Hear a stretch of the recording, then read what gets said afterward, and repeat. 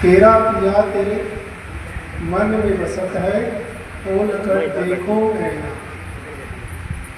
पांच तत्व का बना पिंजरा, जाने बोले मेरी मैना। कहत कबीर सुनो भाई साधो, गुरु की चरण में लिपट जाना। बहुत प्रसिद्ध वचन है। कुछ लेना न देना, किसी से कुछ लो मत और किसी को कुछ दो मत।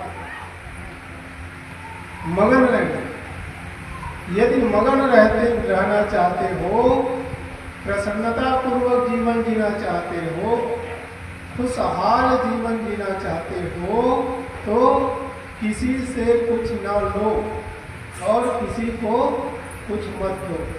बस ये दो बातें याद कर लें, बस जीवन खुशहाल बन जाएगा। हम सुखपूर्वक फिर जीवन व्यतीत कर सकते हैं। हर आदमी तो यही चाहता है क्या? हर आदमी चाहता है कि हमारा जीवन प्रसन्नता पूर्वक व्यतीत हो, सुखपूर्वक जीवन व्यतीत हो, यही तो सब चाहते हैं। हर आदमी का मूल उद्देश्य है शांति।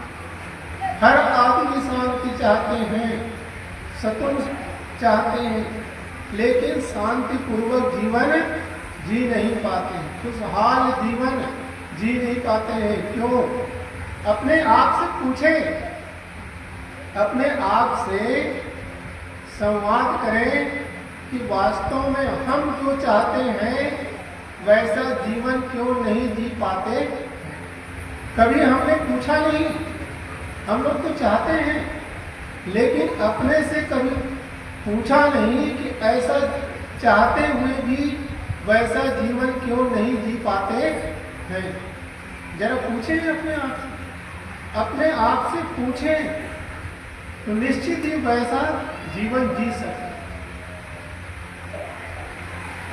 सदगुरु कहते हैं, यदि शांति पूर्वक जीवन जीना चाहते हो, प्रसन्नता पूर्वक जीवन जीना चाहते हो, तो किसी से कुछ मत लो और किसी को कुछ मत दो। बस इतना ही कर, किसी से कुछ न ले।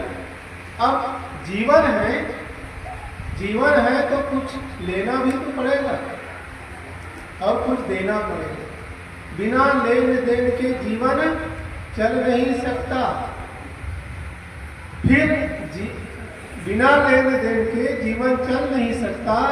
तो कबीर साहब ऐसा क्यों कहते हैं, किसी से कुछ लो मत और किसी को कुछ दो मत, ऐसा क्यों कहते हैं? वस्तुतः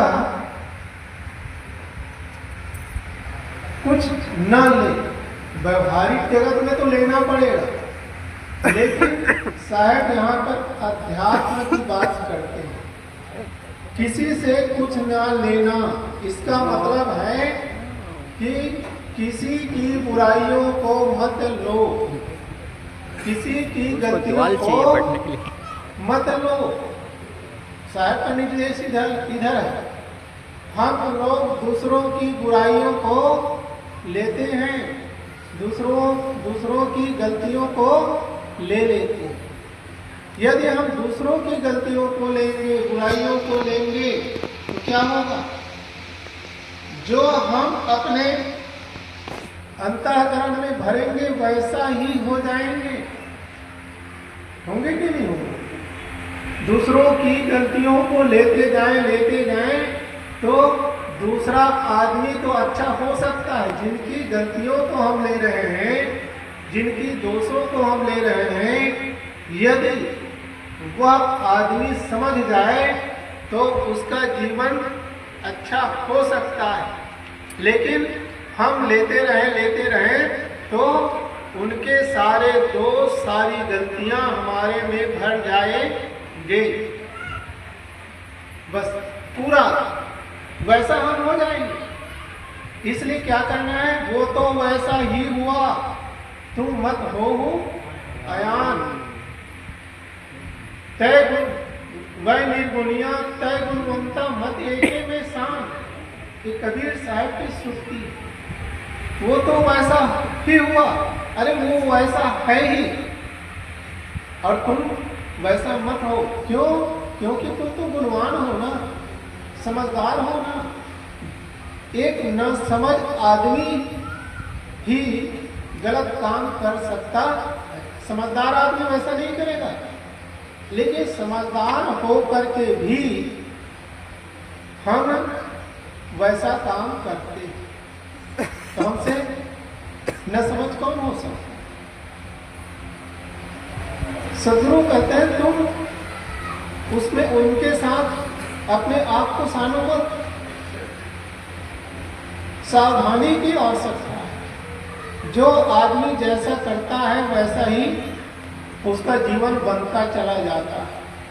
यदि हम गलतियों को लेंगे, दूसरे के दोषों को लेंगे, तो वैसा ही हम हो जाएंगे। जैसे एक कमरे में, उस कमरे में हम एक गांव के कचड़े को भरते जाएंगे तो क्या होगा? कमरा कचड़ा से भर जाएगा ना। और यदि फूलों से भरते जाए तो फूलों से भर जाएगा। कचड़े भरेंगे कमरे में तो क्या होगा? दुर्गंधी तो आएगी क्या? और यदि फूल भरते हैं, किसी बाग से चुन करके फूल भर लेते हैं, तो उस कमरे से सुगंधी निकलेगी कि दुर्गंधी निकलेगी? बस ऐसे ही हमारा अंतःकरण एक कमरा है, और उसमें हम क्या डाल रहे हैं वो हम पर निर्भर करता है ना। यदि हम दूसरों की गलतियों को भरते जाएंगे तो फिर गलतियों से भर जाएगा, पूरा जीवन वैसे फिर बन जाएगा। तो क्या होगा? दुर्गंधी तो आएगी क्या? इसलिए हम सबको चाहिए, हम लोग अच्छा बनना चाहते हैं। हर आदमी यही चाहता है कि लोग हमें अच्छा कहें, लेकिन अच्छा कहलाने की इच्छा तो होती है, लेकिन अच्छा होने की इच्छा नहीं होती। अच्छा कहलाने की इच्छा कभी न रखना मन में, किंतु सदा अच्छा रहना मन में, वाणी और तन में। लोग हमें अच्छा कहें, यह भाव हमारे मन में नहीं होना चाहिए। लेकिन हमारा भाव कैसे होना चाहिए? हमारा भाव होना चाहिए कि हम अच्छे हों, ये भाव होना चाहिए। और इस भाव को लेकर यदि हम जीवन जीते हैं तो निश्चित ही कोई अच्छा कहे या ना कहे उससे कोई फर्क नहीं पड़ता। लेकिन हम अच्छे हैं तो हमारे